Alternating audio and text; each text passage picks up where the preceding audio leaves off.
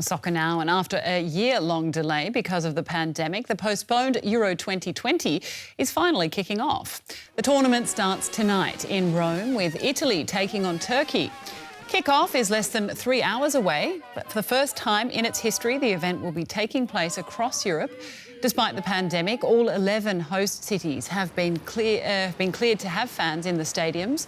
But for those without a ticket, host cities have set up fan zones where people can watch the games on giant screens.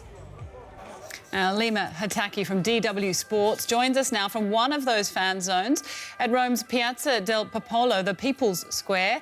Lima, there's not long to go there now before kick-off, and you're right in the heart of the city. What's the atmosphere like?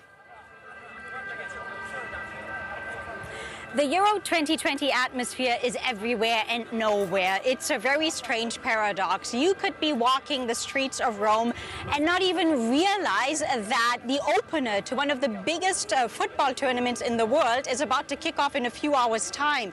We saw very little flags hanging from rooftops, from homes, from balconies.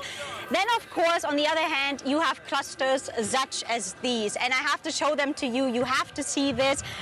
This here, for example, is one of 3 public screenings organized by UEFA, and up to 1,000 fans will be expected to be here. Of course, they have to follow very, very strict guidelines. They have to wear masks and keep a distance. And what's so interesting is that a lot of the locals that we spoke to were not even aware if public screenings are happening at all. And that's because UEFA initially had said that due to COVID-19, they would not hold these sort of events. So a lot of locals found out yesterday, only a few days ahead of time, and also through word of mouth. But going back to your question about the atmosphere, the football atmosphere, for Italian standards, I would say it's quite mellow, but perhaps maybe, as the tournament picks up and they start winning games, I do believe that the Italian football spirit will slowly come back.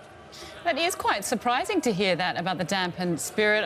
No doubt, of course, the coronavirus has a big role to play in that. Have fans in Rome expressed any concerns?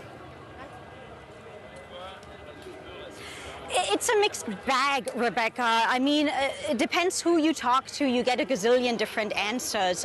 On the one hand, of course, being able to host a tournament like this, of this magnitude, the opener, I'm talking about the opening event, does bring back a sense of normalcy for a lot of locals here.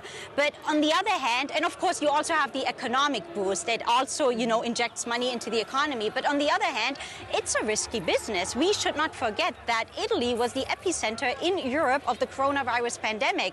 And I spoke to a lot of locals, and many here are concerned that events like this could perhaps lead to a surge of COVID-19 cases. Well, we hope not. Fingers crossed there. Now, Alima, we're really running out of time, but just looking ahead to the match itself, can the home country, Italy, be confident of a win tonight? Hey, they have momentum. They're unbeaten in 27 games, although this tournament will be a big test, but they do have a beautiful home advantage.